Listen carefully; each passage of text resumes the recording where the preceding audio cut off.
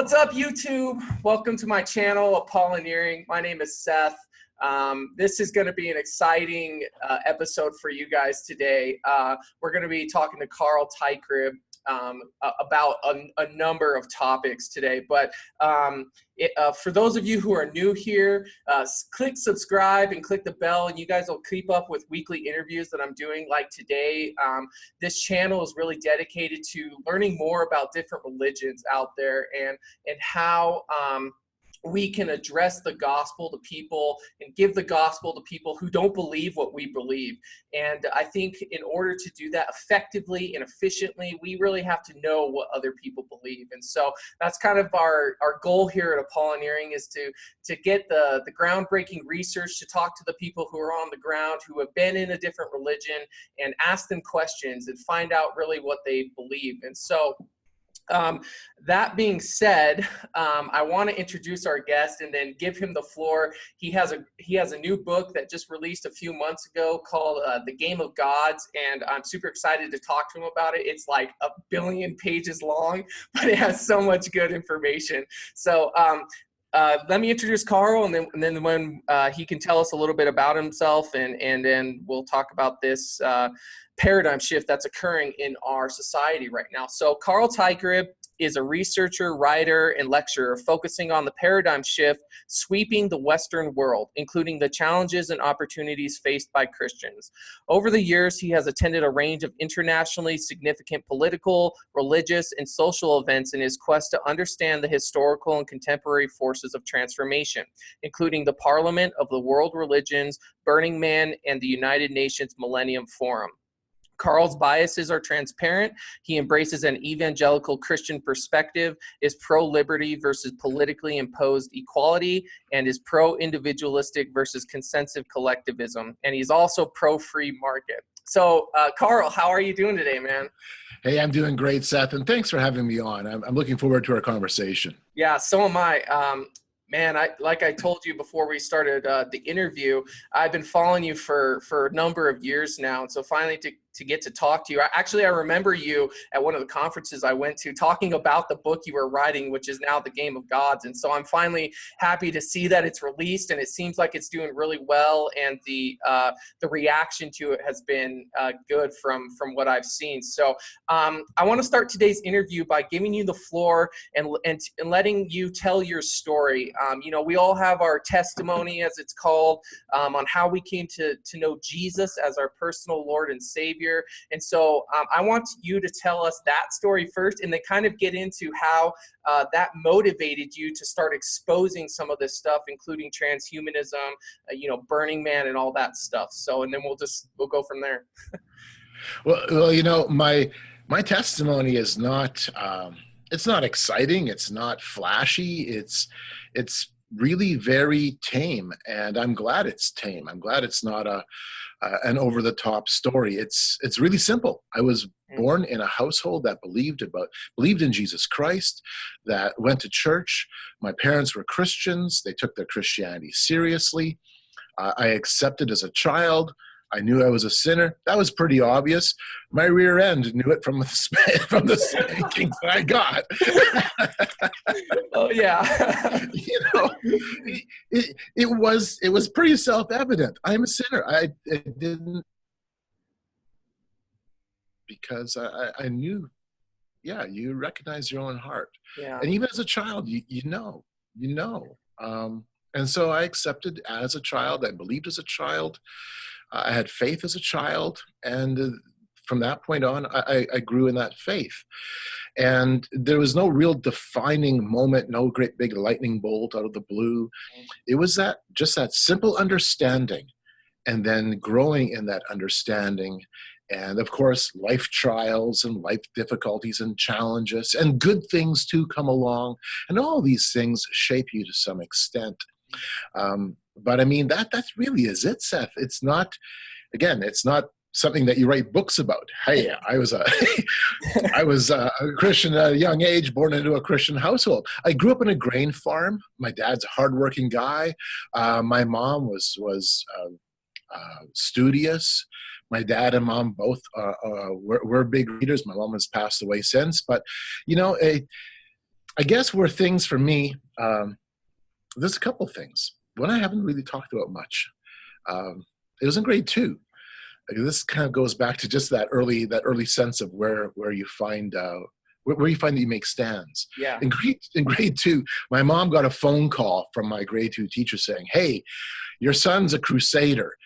It was right before Christmas time, and she had the teacher had all of us sitting around the classroom on the floor, and she was telling us Christmas stories. And it was stories of Santa and elves and reindeers and the North Pole. And I'm in grade 2, okay? And I stood up and I just said, "Quit telling us lies. You're telling us lies." And you know, Seth, by the time our little encounter was done, I was standing my ground. I had tears rolling down my cheek. All the classroom was in tears. She was crying, and then she kicked me out of class. And later, she sat me down, and I'll never forget it. It's one of those little defining moments in your young life. Yeah. And she sat me down, and she says, "You know, you're right. You're right. But sometimes you just have to tell people what they want to believe." Wow. You know, just that really hit me. And she called my mom up like right away and said, "Your son's a crusader." Yeah.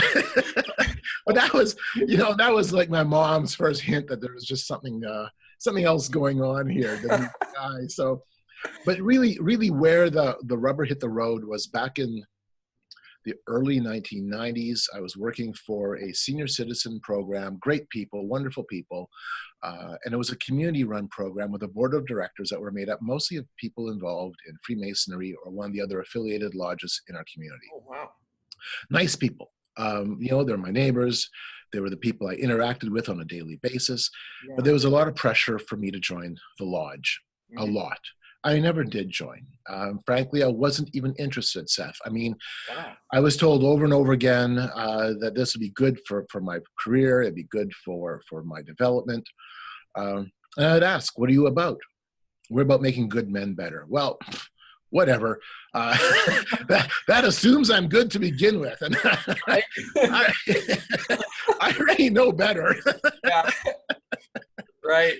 And, you know, finally, a couple of the guys took me out for a supper meeting and grilled me for about an hour and a half, like why I wasn't interested in joining the lodge. And I mean, all I was really being told about was you know, we have meetings, we go to these meetings, and I was meetinged out already. My job had me running to meetings all over the place. And so I just wasn't interested. And finally, one of them said something that changed the course of my life. And this is why we're actually talking today. If he hadn't said this, I don't think I'd be talking to you about this stuff. Wow. He looked at me and says, "Carl, we're not Satanists." I'm like, "What? Where did that come from? Why would you say that? What have you been accused of? I mean, really, what's going on here? Yeah. I'm not interested. And so you're going to sell me by saying we're not Satanists?" Well, that's a good starting point. Let's clear the air right there, hey? Right. So at that point, I realized I needed to know what this was about. I needed to know what they were accused of. I mean, this is like the early 1990s. This is before the internet was public. This is before History Channel. This is before a lot of stuff. And I didn't realize that there was even Christian books written about the topic. All I could figure to do, Seth, was to try to find and read their own works of literature, which ended up, you know, taking me down the pathway of reading their philosophers, their historians, reading through and trying to understand their rituals, talking to Masons, spending time just interacting and observing and listening, a lot of listening. Yeah. And that's what set my feet on the path of trying to understand global transformation, trying to understand the cultures, trying to understand society. Okay. I realized that, and it was a gradual process, realizing that, okay, if Freemasonry held such a tight grip on my home community, and it did, it doesn't anymore, but it did, and if Freemasonry really promotes and advocates for the idea of religious universalism, and that we can also perfect ourselves, I thought, okay, do I see these models in action in other places? Can this be traceable? Is this observable? Does this go beyond my home community and the people I know? And absolutely it does. You bet. So it's not to say that Freemasonry rules the world. I don't buy that. People say that. I don't buy it. Sorry. I've studied it long enough to know that yeah, there's a lot of influence that they have exerted, but at the same token, their real influence is in the sense that for the last, number of generations, a lot of generations, the Western world has been soaked in the philosophy of their religious universalism and the idea that we can perfect ourselves really through the works of our hands. Yeah. And that fundamentally was the problem. You're right. So you're talking here about kind of your beginning, and so how you've gone on this quest, at least from what I've gained from what I've read from your book, is how has the paradigm shift? How has, and you spend a good deal in your book talking about the shift in religiosity throughout the ages. So can you give our listeners an example of that? Like, where did religion start, and why was it started, and what is it all culminating to? Oh, wow. That's a massive question. I mean, the start of religions, and I mean, every religion has a story. There's all kinds of things. I mean, right now I'm working through a bit of an understanding of Jainism. And when I was at the Parliament of World Religions, I was excited to go and talk to people of the Cow Dai faith. And so, I mean, Cow Dai, almost unheard of in the Western world. Yeah. And every one of these there's always a story, there's a history, there's a context. And I think the important part for us to understand is that the paradigm shift, at least in the Western world, has been, well, first of all, in the late 1960s, mid-1960s, we were saying that the religious shift was this: God is dead. We're entering an age of secularism. Yeah. We're entering an age of humanism. Right. That didn't happen. It did in a way, but religions didn't disappear. In fact, we now have a smorgasbord of other faiths. Right. Alternative religions are all around us. If anything, we live in a religiously pluralistic culture. You might have a doctor who's a Muslim. Your neighbor might be a Sikh. You might run into Wiccans at local coffee shop. Maybe your aunt's a New Ager. On it goes. It's not that we have a secular society. Really, the trend of the ages, it's spiritual, not Christian, right. Not holding to a Christian worldview, but rather the world is racing and running after alternative spiritual experiences. Right. And we have just a marketplace of that. And since the late 1960s, specifically, and I bring this out in the book, from the late 1960s on, we saw that the rise of new spiritual experiences and this pluralism made remarkable inroads in Western culture. And it's not our grandparents or great-grandparents' world anymore. At one time we were all Christian in the sense of at least we had a Christian ethos. Right. Our communities had a Christian culture. There was a Christian morality, a Christian understanding. Even if people weren't Christians, they still had that backdrop. That's all changed. That is all changed. Wow. We were talking about religion, and whenever you get into the conspiracy stuff and you start researching Freemasonry, and then, with that comes the Illuminati and all of these terms that, put your tinfoil hat on, get ready to go for a wild ride. Ultimately it comes down to this new world order, right? This one world government religion. How is this paradigm shift going to play a role in the development of the new world order? That's an interesting question because it's happening already. A lot of people take it as a conspiracy theory. No, this is not a conspiracy theory. Right. It is an observable, traceable, a movement that you can analyze, that you can pick apart, that you can work through. And I don't mean picking it apart, let's say, with internet sources. There are scholarly books on the subject. There are organizations dedicated. You can go to events, conferences, meetings. I've been doing that since, 1997 on. I've been attending all kinds of different meetings by organizations promoting world government, promoting the coming together, the interfaith coming together of religions. And so that's real. It exists. The thing that I think is important for us as Christians to consider when we think about topics like world government, the New World Order, is that we're actually talking about a cult. Wow. And this is something I bring up in my book, and I don't think I've heard it done this way by too many other people. We often look at it as a political conspiracy, and the political side is all there. Absolutely, the political side is there.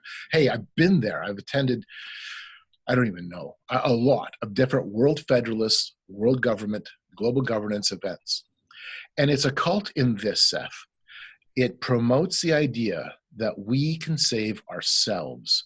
It is a type of alternative salvation message. We're saving humanity. We're saving the planet. We are saving ourselves. We're doing it through the unity that we can find in our politics, the unity we find in our religions. We are doing this together. We're doing it as a collective, as a group.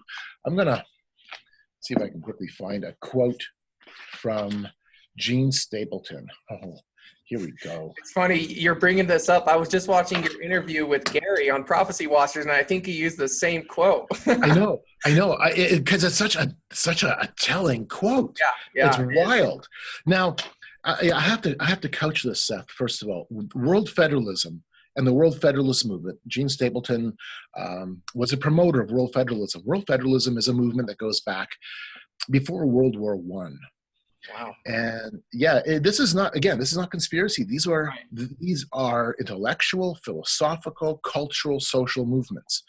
And since before World War I, the idea was that we could find some way of political salvation, one world coming together. Yeah. And so Gene Stapleton, she wrote this regarding her endorsement of the idea of world federalism. The goal of the World Federalists is peace through unity of government. We must support their vision of oneness in diversity, for it is the salvation of humanity. I mean, really? This is mankind's salvation? And I brought that quote up on Gary's program. I brought this up here because it's probably the most telling quote. Yeah. I can give you lots and lots of documentation and lots of quotes to back that up. Yeah. But Gene Stapleton really nailed it. Yeah. This is what is believed. It is believed that we are saving humanity. Another example, Seth, when I was at the Parliament of World Religions back in November of last year. Can you explain what the Parliament of World Religions is? Yeah, because I don't think a lot of people have heard of it. I certainly didn't before I started getting into this. This movement really is what it is. Right. Yeah. The Parliament of World Religions is an interfaith movement. In fact, it is the mothership of the interfaith movement. It started in 1893. That was when the very first parliament took place. And then 100 years later, in 1993, the second parliament took place. Yep. The second parliament happened in Chicago. It brought together roughly 8,000 religious leaders from all kinds of different faiths, United Nations officials, people involved in social change.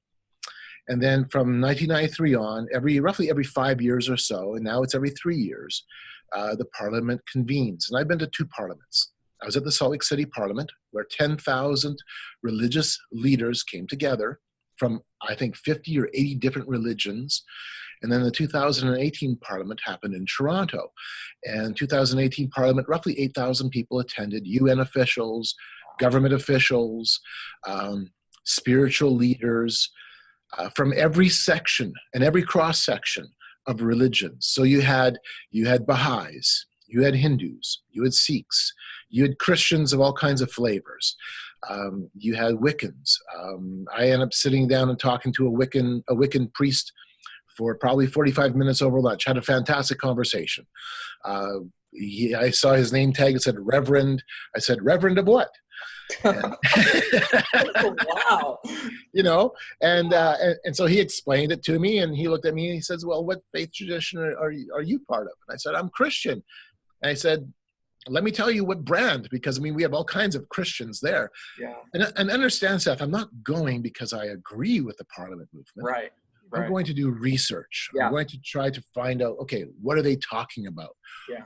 What's their agenda? What are their goals? What are their aspirations? Yeah. And along the way, and I was with a group of about 12 other people, along the way, we try to interact with people at the Parliament and bring up the question of, well, do all religions ultimately, Right. are they all ultimately true? Right. Or is there a truth claim Yeah. given by someone, God, who became man for us, who died and was resurrection? Is there a truth claim there that we need to consider? Yeah. Jesus Christ. Yeah. So I have a question. Gosh, I mean, you just said it.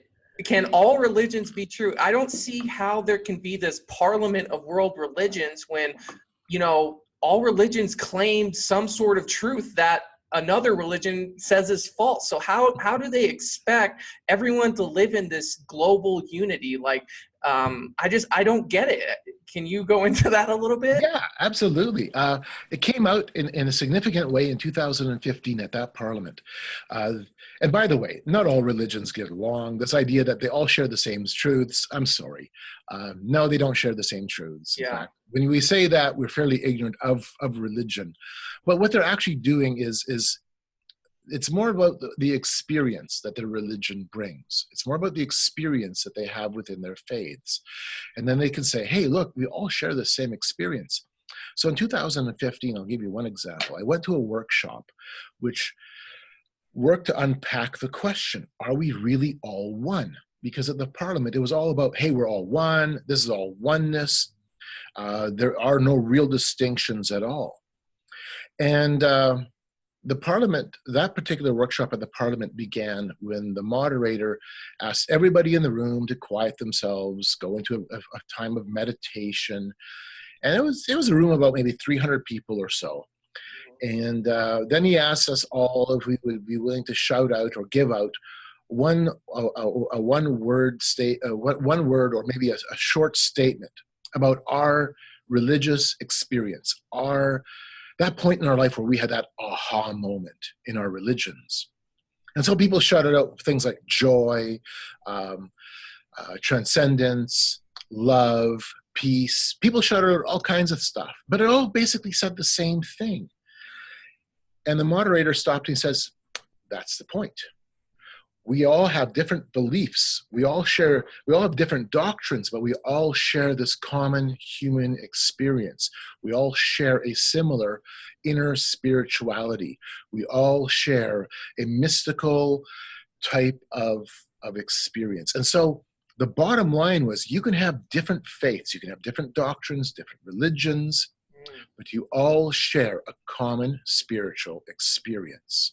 And now it's about the experience, not what is true, not what is factual, not what is theological, but what you have experienced and what the person beside you has experienced. That's powerful, because now how do you argue with that? Right. And this it seems like it's a promotion of relativism. I mean, completely. Yes. What's true for you is true for you, and what's true for me is true for me. You know, and I'm a youth pastor here in Albuquerque, and I'm taking our youth through a series called World Religions, Cults, and the Occult, which I actually kind of copied from Billy Crone's series that he's going through right now. But what I told them, and we just finished Hinduism, and one of the witnessing strategies for witnessing to a Hindu is this point of relativism, right? Because they teach that there's this, all flowing energy throughout the universe, and the, you can become your own God through reincarnation and all this kind of stuff, reaching moksha. But what I told them was, if my truth says your truth is a lie, they both can't be true. Like the relativism is just proven false right there, right? So like, right. I know. I'm just like, the way that our society is moving towards this relativistic viewpoint, it just seems like there can't be, it can't exist. Like, I don't understand how people can just buy into this, well, I had this spiritual experience, so it must be true, idea where there's no testing of the spirits, as it were, or as we're instructed to do in through the Bible, as we're told. So right.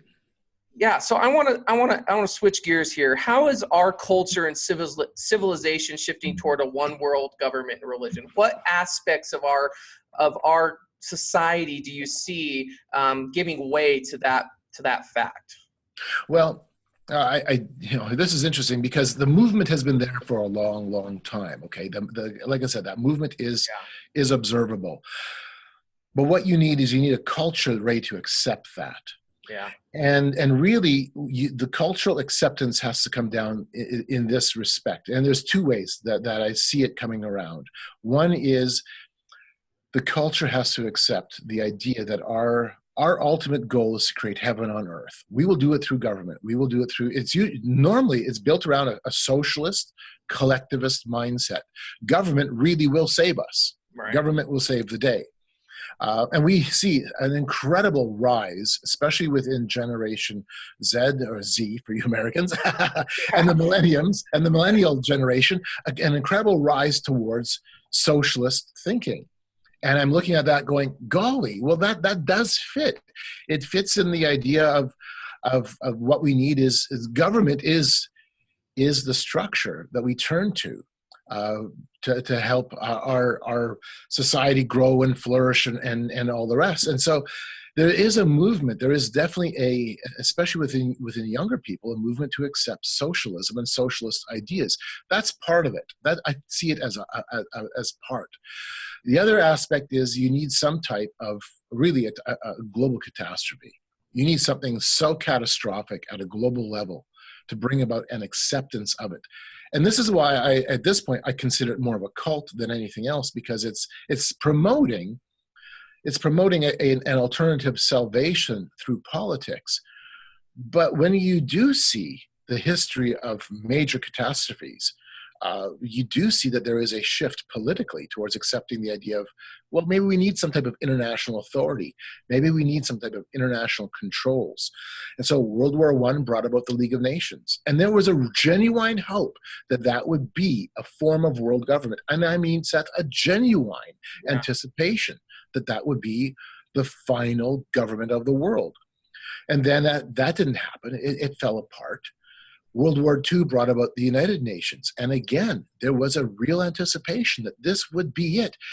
Golly, there was entire church movements in the 1940s, the Methodists, the Southern Baptists, the Northern Baptists, the Presbyterians. The list goes on of church groups promoting and endorsing world government as the answer in the 1940s. There were World Order Sundays. There was letter writing campaigns to the White House saying we need world government. Mm-hmm. This is the 1940s. This is the very birthing of the United Nations. And so, I mean, that didn't happen, but that anticipation, that hope was there in the face of tremendous crisis. And so I really see, and this is something when I've been at the United Nations, when I've been at World Federalist events, yes, we talk about it in that context. What is required, what is needed is probably a global catastrophe. And not just simply a market shakeup or, golly, one part of the world is experiencing some type of pandemic or something. But no, we need something truly devastating and something that scares mankind to accept this ultimate idea. Wow. It's interesting that you're using that terminology. I don't know your eschatological viewpoints, but for me, something that could be so catastrophic would be something like the rapture. Right, exactly. It could be. And I don't make any claim to know how this would come about, or even if maybe we would go through round 3, like a World War III that would produce, let's say, a new global structure. How long that would even operate before it too failed in its intent. Wow. But all we can do is look at the history of the movement and recognize that, okay, there is a concerted effort and a concerted belief system that goes with it. And the belief system really is this. And this is why it's important to look at it from a religious point of view. We are building heaven on earth. Right. Yeah. That's what this is. Yeah. And I think that's the tagline in your book is, there's 3 things that mankind desires, right? Is what you started off with. And one of them is becoming God, right? Or building heaven on earth. It was another one. Yes. So that absolutely. And I think it's all because we have this innate desire, like God, as Ecclesiastes puts it, has put eternity in our hearts. So we're all longing and yearning for this eternal, state whether we find it through our own means, as any other religion says, or through Jesus, as the Bible teaches, right? Right, right. And so I actually see things like politics, international politics, and I bring this out in the book. I have a whole chapter, actually, a number of sections on international politics.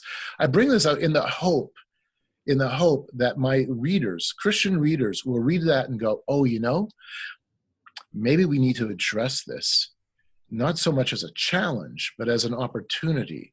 As the world is looking for some measure of salvation, some utopia on earth, some heaven on earth, if the world is racing towards something, and if it's not that, it'll be something else. Right. Can we now use that as a point to engage? Can we use that as a point to talk about the real salvation, not the alternative salvations that you're presenting? But what is real salvation? So how do you see this being setting up the stage for this Antichrist type person to take the stage? I mean, because obviously the Bible talks about this lawless person who comes in and just overtakes the world. How do you see that happening? I mean, how do you convince all of the religions of the world to believe that you are the Messiah, that you are this God man, you know, above everyone else? You know, when we're all aspiring to be gods, as a lot of, you know, Mormonism, they teach that you can become your own God. But how would they subscribe to this God man in your eyes? Yeah, that's a great question. I contend that the first lie will be repeated at the end. The last lie and the first lie will have to be connected. And of course, the first deception was that you would be as God. You will live forever. You're going to know good and evil. And that was really, it was a half truth. It wasn't a full lie. It was a half lie or a half truth. Right. Yes, we did know good from evil and good and evil, but no, we didn't live forever. And, and yes, we did die. Yes. We're not as God. Right, you know? right. But that knowledge of good and evil did come about. It was there. Now we had that choice, or at least the choice was opened up before us. The very fact that it happened demonstrated that that choice already existed. Yeah. What will it take to bring about that final system, that final entity? I don't know. I mean, I can speculate. Yeah. But that's all it's going to be, is speculation. Right. And while it's really interesting, I honestly think it would have to be something that is truly catastrophic, something absolutely momentous. The crazy thing is, the very fact that we have movements like the World Federalist Movement, the idea of world government through the United Nations or through some other type of structure, the very fact that already is in play, that exists, that's being discussed, you can see it, it's in academic circles. The very fact we have a movement like the Parliament of World Religions, which seeks to bring about unity of faiths and understanding that all faiths share the same common essence. The very fact that we see so many of these things all in play demonstrates that in my mind, that there will be a final point somewhere in the future where it gels, where it has to gel. Yeah. Or at the least, something takes place where these structures are viewed as models of what could be, but now let's take it one step further. Right. Or let's call it the skeletal structure. Now let's put the skin and the flesh around the skeletal structure of what we have been building for the last 100 years. Here's the thing, Seth. We're not going to wake up, we're not going to bed on Friday, live through the weekend, and then Monday, poof, it happens. Right.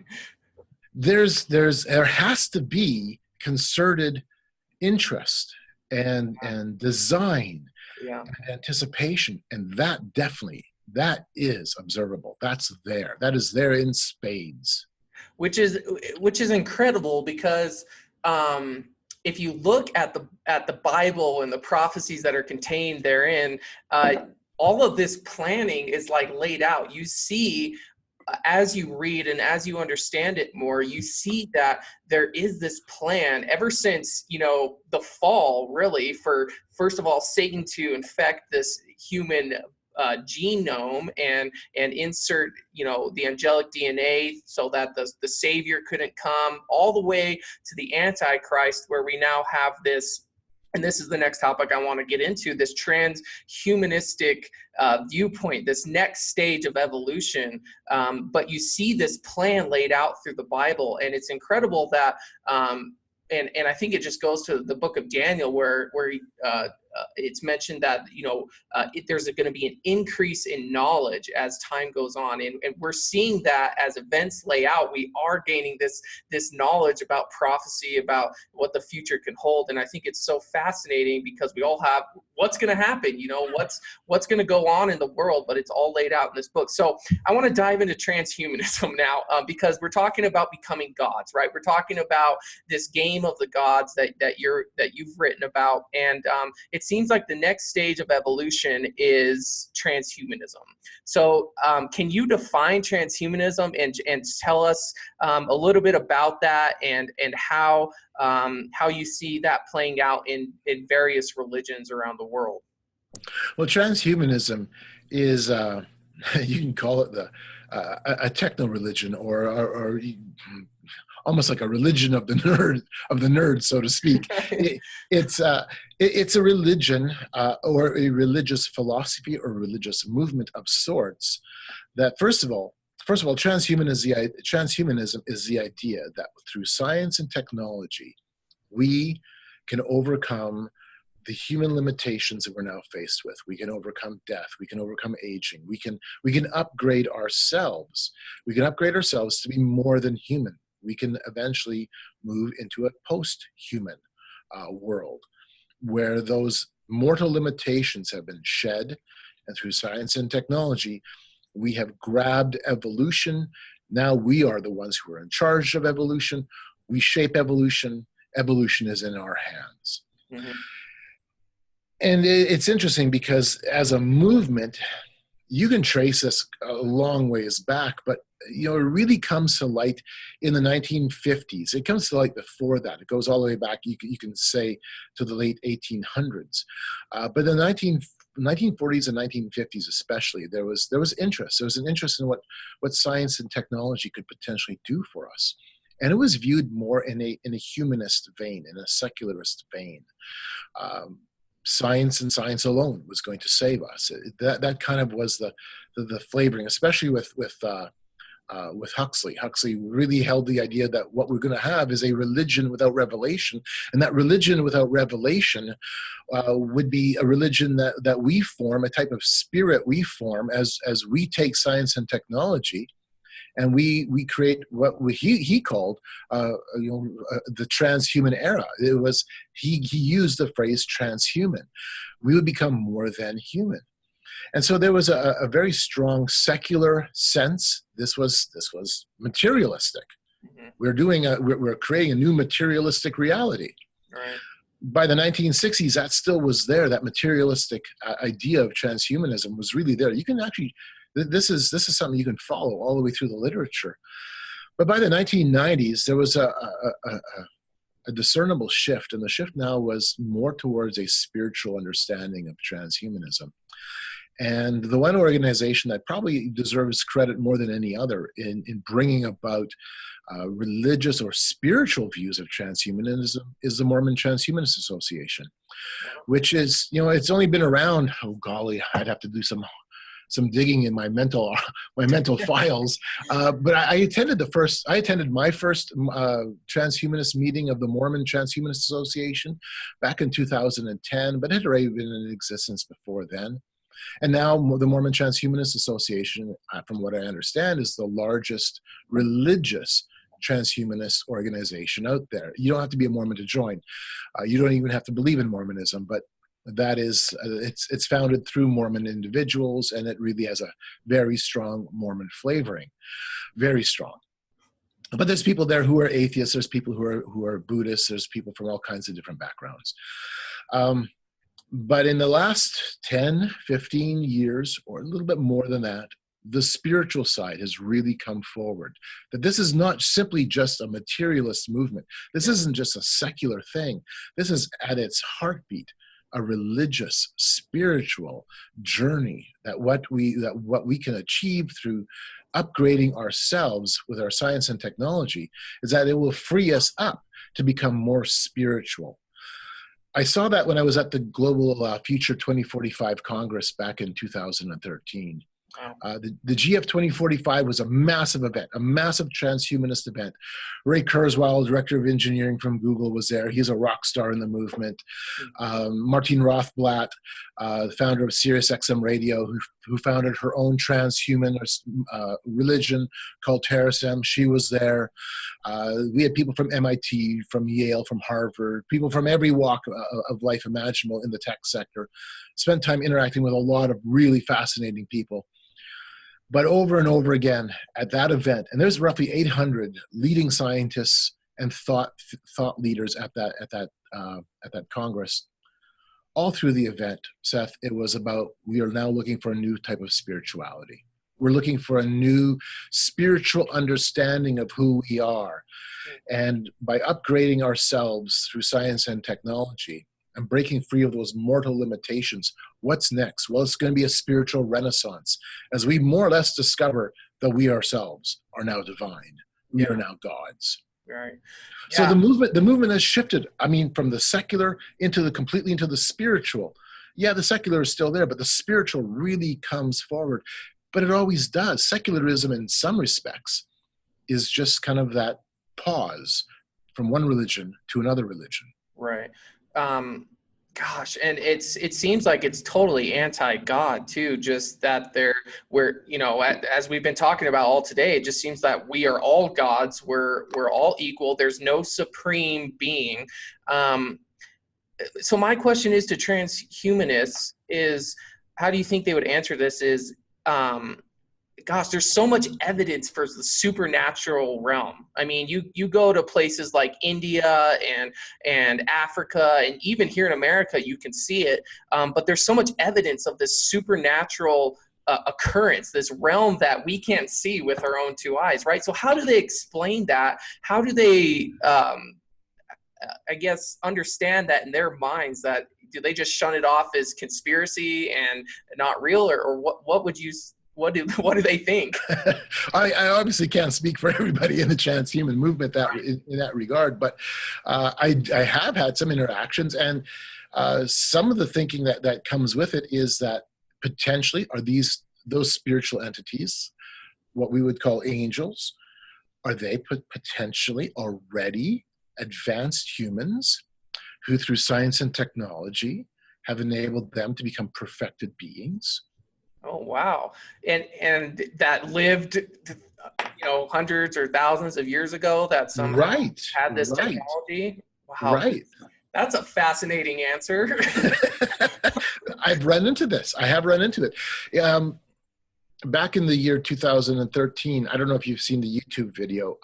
I was brought in to the Mormon Transhumanist Association as a Christian critic of religious transhumanism, and I was asked to give a Christian evangelical criticism of religious transhumanism. And Seth, what it boiled down to was this. I had to bring up Jesus on the cross. Yeah. And the two thieves. And the one thief is blaspheming Christ, and the other thief says to Jesus, "Remember me today in paradise." Now, I'm paraphrasing. And what struck me was what Jesus didn't say. And I know I brought this up with Gary Stearman the other day when I did an interview with him. What really struck me was what Jesus didn't say. And this is what I told the Mormon Transhumanist group. I said, Jesus didn't say, you're out of luck, buddy. You need to find a scientific, technological solution to your problem of death. He didn't say, get down off the cross and go find, go join the priesthood. Go perform your obligations and good works. Go perform your rituals.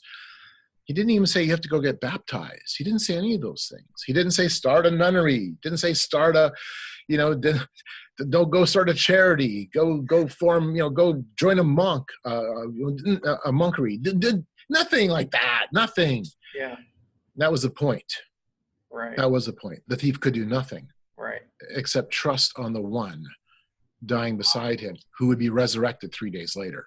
Gosh, that gave me chills. And it's so true, because you see all these religions and it's all about man's working, right? What can I do to gain salvation? What can I do to make sure that I get this enlightenment, or I open my third eye, or I reach nirvana, or I go to see Allah in wherever he exists, you know? And it's always techniques. It's a technique, a technique, a technique. Right. Even Islam, it's a technique. Yeah. Transhumanism is a technique. Right. The idea of creating heaven on earth through politics, it's a technique. Wow. All of this is a technique of man striving, man purposefully building this, doing this, perfecting ourselves. Whereas for Christians, it's not. We can't perfect ourselves. We are found in a positional perfection through Jesus Christ. Yeah. That's it. Amen. Oh man, that's so good. So we're talking about all of this stuff that we think is occurring outside of the church, right? We think that all this stuff doesn't, it doesn't pertain to me because, I'm a Christian. I know I listen to my pastor every week, I go and sit there. So my question to you, Carl, is how prevalent are, not only transhumanistic teachings how prevalent are they in the church today? How are they making their way in? And what do we need to be aware of as Christians? What should we be looking out for? How can we guard our children, our wives, as husbands? How do we protect them from this occultic teaching, really, is what it is? Right. I don't see, let's say the hard line or the strong transhumanist teachings coming in the church, because transhumanism says ultimately, hey, we're going to perfect ourselves by uploading our consciousness into a mainframe, uploading our consciousness into a virtual reality setting, or we're going to morph man and machine together. I don't see that kind of thinking coming into the church, at least not yet. Right. All of a sudden the pastor walks in, wearing an exoskeleton suit and, brain computer interfacing. You're kind of like, all right, where are we going with this sermon? He's got this big old virtual reality. That's right. Yeah. His Oculus Rift, and I'm not against technology or science, not at all. In fact, we're using technology right now. Right. But what I see here, though, is a fundamental thought process or a fundamental philosophy. It's a religious philosophy that says we are going to perfect ourselves. Mm-hmm. We need to experience human potential. We need to grab hold of our human potential, whatever that may be. And so it becomes the gospel of experience, the gospel of human potential. You can be all that you can be. Right. This is definitely in the church. Yeah, I was just about to say that. It's there in spades. Yeah, absolutely. Yeah. And so, it's easy for us to look and see the more extreme sides of it, the transhumanist side, that in your face, yes, we're going to upload ourselves and we're going to become godlike. Right. We can go, oh wow, that's really radical. Right. And then meanwhile, in our churches, we have a gospel of experience, and we preach human potential, which ultimately, it's the same thing. Yeah. Gosh, and it's so true. There's certain authors, and I'm not going to mention any names, but they write about how you could have your best life now, and all you need to do is repeat the I am, I am this or I am that, and it's basically techniques. Yep, it's the law of attraction. They're practicing and you're right. It's a technique. It's how you live your life so that you can become better. Which I think they're getting sanctification mixed up with this spiritual practice or whatever, because sanctification occurs, that conviction of the Holy Spirit, right? Not about what can I do, outside of myself. It's understanding that the Holy Spirit has convicted you about this, and I need to walk in a more holy manner. But I don't see that being preached as like the foundation of becoming better and becoming more like Christ. It's all about just say it and think it, and it'll materialize right in front of you. So right, and that's so dangerous, but that's so prevalent. It's everywhere now. Yes. And it really is this gospel of experience, and yeah, I didn't coin the phrase, somebody else has, but it's an apt saying. That's what we have, is this gospel of experience. When I was at the Parliament in 2015, when everybody shouting out their similar experiences, their similar feelings, their sentiments, And the moderator saying, look, we all share the same experience. We all share this mystical oneness. Yeah. Doesn't matter what you are, doesn't matter what you believe, as Yeah. long as you experience it together. It's interesting because in a way, Larry Harvey, the founder of Burning Man, which is a massive, very cutting edge gathering in the desert in northern Nevada, he makes it very clear, and he passed away last year, but he made it very clear that it's about experience. It's a type of spirituality where experience informs your sense of spirituality, your sense of yourself, where being is supreme. You don't need to have a supreme being, but being is supreme. Wow. I mean, okay, hey, that's where we are, right across the board. Right. Oh my gosh, that's so true. So you brought up Burning Man. I want to ask you a little bit about this, because as I was telling you before we got on here, you know, we have a Burning Man here in New Mexico, and it's called the Zozobra, and it's this big wicker, you know, being that they erect. And I think people, you know, you can go and write your wishes or something that, you know, bad things that have happened to you, and you can put it in this thing, and they end up lighting it at the end of the day, and it's, you know, this big hoorah. So what is Burning Man? What is it supposed to symbolize? Should Christians be affiliated with this, or what's the danger in some of these things, or in Burning Man in particular? Well, you know, what Burning Man really is a reflection of what your neighbors, your culture, your family, your society already believes and already accepts. And Burning Man is many things to many people. It has there's no organizational explanation behind it that says this is what it is. Right. But what it is this. And I've been to Burning Man now twice. I've been to regionals. I've interacted a lot with the culture. I've been to other events that have been influenced through the burn. And I'm looking to go back again. And this summer, Lord willing, I'll be going to a couple of different events that have kind of a parallel with Burning Man as well. What it is this. It is an experience in community. It is an experience in experience. It's a place that cooks your mind as you are overwhelmed with an incredible array of lights and sounds and experiences and tastes. And it is a wild place. It's hard to explain. It's a festival, but it's more than a festival. It's a movement and a community. Yeah. So Burning Man takes place in the northern desert of Nevada, in the Black Rock Desert. And you have roughly 80,000 people who attend. Okay, it's a city, and it is a city. They call it Black Rock City. You know, with 80,000 people, that's just, you know, that is a city. Yeah. And for 8 days, everybody is living within the city. There is no economy where you are buying or selling. Everything is gifted. You leave your wallet in your tent or in your car. You never pull out any money unless you want to buy coffee or ice. Wow. Only 2 things are for sale, and that's at center camp. And then all week long, I mean, you can go to workshops and lectures with hundreds of different things that you can discuss or learn about.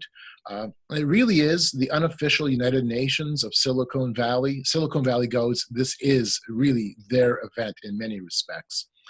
Google, this is Google's event. The very first Google Doodle was the Burning Man. And I go into the history of Google's involvement with the burn in my book. But what it is because nobody tells you what it is you're supposed to do or what it is that you're supposed to believe.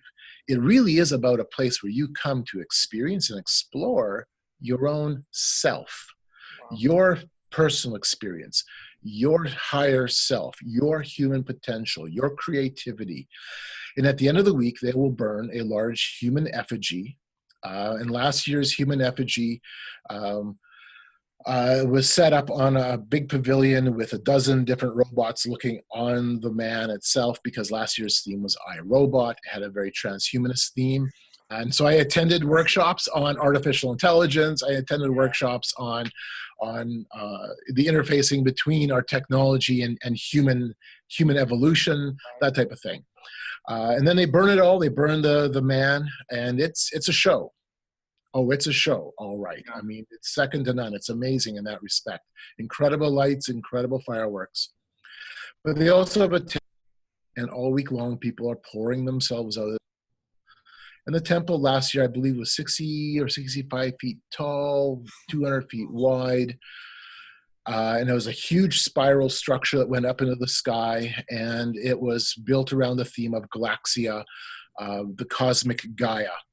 And people come, and all week long they're pouring their souls out. They are writing notes to deceased loved ones. They are leaving photo albums. They're leaving personal journals. They're leaving the wedding dress. They're bringing in urns of ashes of their loved ones. And it's literally a place of mourning. That's what it is. And it's a heavy place. Yeah. And so, after a week of being completely immersed in this sensory overload, because that's what it is, it's a sensory overload encounter, people walk away going, wow, I have just been touched by something. I am transformed. This is incredible. There is something that compels people to view it then as a spiritual movement or a spiritual experience. And this is something that the founder, Larry Harvey, was very clear about. He wanted people to know, especially after 2017. 2017's theme was radical ritual. And he wanted that theme in place because he wanted the world to know this is, in its essence, a spiritual experience. Again, put your dogmas away, put your theology away, put truth claims away. Spirituality is what we experience. Yeah. So in this regard, Seth, it just simply is mirroring what the world already believes. Right. Yeah. And that's what I was about to say, is it just seems like it's a reflection of the religious ideology of our, Western scientific mindset, right? It's the expression of the age we live in. It really is. And there's a reason that movements like Burning Man are important for us as Christians to understand or know about, and that's because it gives us a window into where our culture is all around us. Yeah. And now the big question is, how do we as believers engage, knowing that that's there, knowing that we have had a cultural shift of such proportions? Right. And there actually is a model. There is something we can use. Yeah, I would love to hear it. I was just going to ask you, so how do we go, like you just said, how do we go about and witness to people who practice this? Because, before I became to Christ, and fully dedicated my life to him, I was going to raves, which are basically the same thing, which are sensory overload to the point that you have some religious experience, and they're designed to be like that, as you just said. And, EDC is one, and Coachella is another festival that takes this spiritual experience, and it's so impactful on people that it basically just distracts them from Jesus, and tells them, that your spiritual side is all relative, that it's it's basically what you experience is your spirituality. Don't bring that thinking thing into here. Don't bring your mind into it, right? Because we're all fallen and stuff. But so how do we begin to talk to these people? How do we share the gospel with them? Because that's ultimately what it comes down to, is our love for them. And I know you're a very loving person. From the moment you first contacted me, I love that about you, because you just have this compassion on people like Jesus. And so, other than having compassion, what else can we do to witness to them? Well, there is a model that we see in the book of Acts, and it's an important model. And the first time I went to Burning Man, we used this model, and what we did is we put up a sign. And this is, you can take this model, and I think you can apply it across the board, not just to Burning Man. You can apply it to your youth culture. You can apply it to your own community. You just have to find a creative way maybe of doing that. But what we did was we put up a sign at our tent at Burning Man, and the sign read, Camp of the Unknown God, which is built out of, based out of Acts 17. Yeah. And what do we see in Acts 17? Well, Paul goes to Mars Hill. He goes to Athens. Yeah. And he sees the spiritual condition of the Athenians. He sees and takes note of all the different statues and monuments set up to all the different gods and goddesses. And he sees the one to the unknown or the unknowable God. Yeah. And then he uses that as a leverage point to jump into a conversation about who that unknown God is. Yeah. And so, Seth, that's exactly what we did. We set up this sign. People came by our tent and literally would blurt out, "Who's the unknown God?" I mean, really? You don't get a bigger open door than that. Yeah. You really don't. Gosh, that's And so we had, the first year we had lots of conversations. Last year we did it again. We had 6 people in our group, 3 at our tent and 3 camped behind us. We had dozens and dozens of conversations all week long. People that just hung with us solely for the non-believers, but hung with us for the intent of knowing and understanding and just having good, hard conversations about Christianity and religion and culture, and on it went. And for the full week, some of these guys heard the gospel half a dozen different times, and I'm building relationships with these people. And we just simply allowed the culture to become the leverage to open up a conversation. Hey, why are you studying with your youth group other religions? Yeah. Why? So that when you hear and encounter people of other faiths, first of all, you'll know what to listen for. In fact, you're going to take the time to listen more. Right. Yeah. And when I go to many of these events, I listen more than I speak, because I want to learn and then find those appropriate times and places to step in. Wow. And so you're going to be listening, you're going to be observing, and when all of a sudden, you're in the waiting room and that person beside you has a necklace, let's say of a pentagram, you're going to look at that and go, "Wow, yeah, it's really interesting, beautiful. You got a beautiful necklace. What does it mean?" Knowing already. Yeah. And then you're doing it in a way that's compassionate. It demonstrates you have an interest in them, because you should have an interest in them. They're made in God's image. Right. Yeah. And then allow a conversation to take place where you bring Jesus Christ into it. And that's so powerful, because I think people are craving true, authentic relationships, true, authentic conversation. We're stuck in this age of social media where, all I know about you is what you say on social media, right? And right. People are actually, it's within us to crave that relationship, just as God created the woman for the man to have a relationship with, to have communion and conversation. And when we as Christians have that compassion and that desire to have that conversation, to fulfill that void, almost it like immediately you go to the top of that person's list is, hey, this is a person that I can trust, that I can talk to, that they won't judge me because I believe something differently than them. And that's really what our world is craving. Absolutely. In fact, even the political side of it, right now, as we speak, there's an elderly man he doesn't live too far away from me, that was very, very high up in the United Nations. He's a globalist, complete globalist. He's reading my book. And I'm hoping that what he takes away from it is not that we are against globalism because of guys like him, but that it offers an alternative salvation message, which is a false message. Right. A false hope, and a dangerous message. It really is. And so, we need to find ways of engaging with people who are everything from the globalists, because you have them. Just go to your university campus, they're there. It's your professors, it's the students, they're there. Yeah. So the globalists are around us. The transhumanists are, we have that within our cultural milieu. It's there. We have this spiritual self-experience, this experiential group, emotional mob, spirituality. We've got so many things all around us. So now how do we as Christians act as ambassadors for Christ in this setting? Yeah.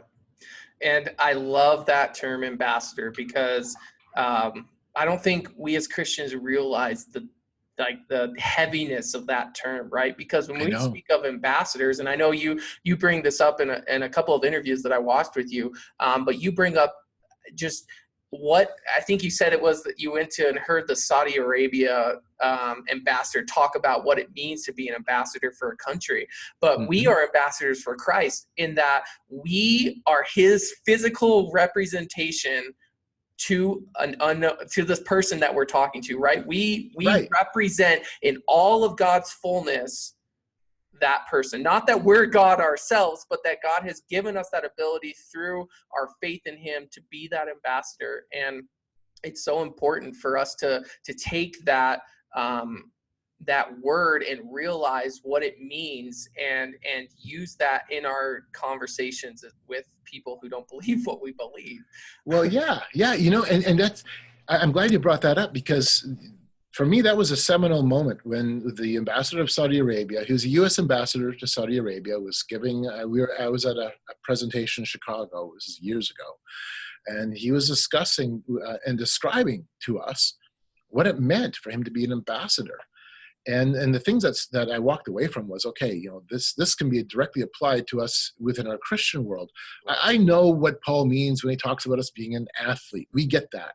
Yeah. We know what it means when the Apostle Paul talks about being a soldier for Christ or being a farm laborer. I especially get that. I grew up on a farm. I understand the terminology. I understand what it means. But when he talks about us as being ambassadors, well, that's a different question. Like, I don't know what that means. Right. Sure, intellectually I have some ideas, but really, what does it mean to be an ambassador?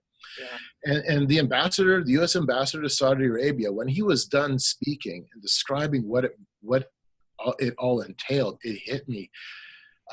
Wow, there's so much here we can unpack as Christians. Wow. And so a few things that I just unpacked from that and bring out in some of my talks is, first of all, an ambassador, whether it's in the secular realm or for us as Christians, you are the legal and official representative of your government, or in our case, the King of Kings. Right. We're the official legal representative of the King of Kings in a land that is foreign and often hostile to the message of the King. Wow. Okay? That's massive right there. That means every single Christian listening to this, you have a high calling.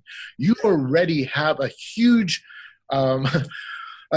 position that you are fulfilling or having to fulfill as being the legal and official representative of your king in a hostile land. Yeah. That's the first thing. Then the U.S. ambassador talked about what he needed to do to prepare himself in that position. He needed to study the culture of Saudi Arabia. He needed to understand the social structures. He needed to see it all and understand it, not that he becomes it. Right. Because he's set apart from it. Gosh, powerful.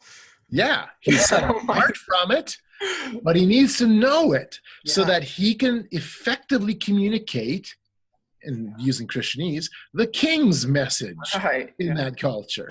You know, and he just unpacked all this, and as my mind was reeling, I was like, oh, we have a high calling. Seth, as ambassadors of Christ, we have a high calling. So why do we take the time to study other religions? Why do we take the time to study worldly philosophies? Why do we take the time to study even the political side or the social side, the cultural side? Why do we take the time to do all this?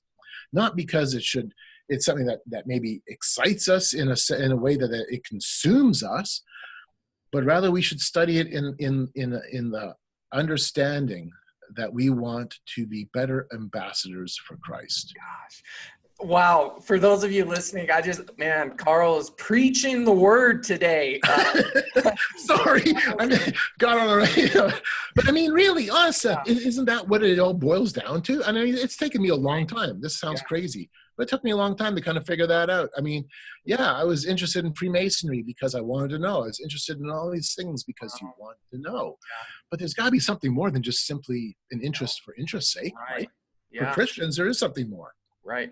And guys, for those of you listening to this, that is exactly what this channel is about. We're here to be ambassadors of Christ. And in order to effectively do that, as Carl just described, we have to know our culture. We have to know the culture of other people that we're going to be coming in contact with so that we can build a meaningful relationship and have a efficient, effective conversation with them where we can share the gospel. And so that's the point of this channel.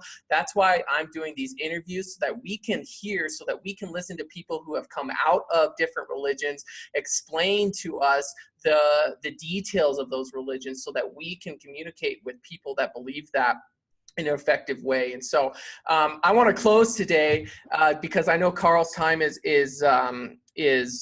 precious, but I just want to thank you so much for coming on, Carl. You're gosh, just the last 5 minutes have been so powerful, and you know, it convicts me and makes me look at, you know, the motivation behind what we do. Is it simply just to gain knowledge? Is it simply just to increase our awareness in society? Or is it because we want to see more people saved by Jesus Christ? And I know that's Carl's heart. I mean, you guys can hear it by just what he's saying. So I want to thank you for coming on here today. Do you have anything else that you'd like to add before we end our time together? Hey, just thank you, Seth. Thank you for allowing me to come on your program and to be a part of this time together. I really appreciated the conversation we had before we started the show, and all the way through. This has been good. Awesome. Well, those of you listening, you know the saying, don't be lazy, do the research. We'll catch you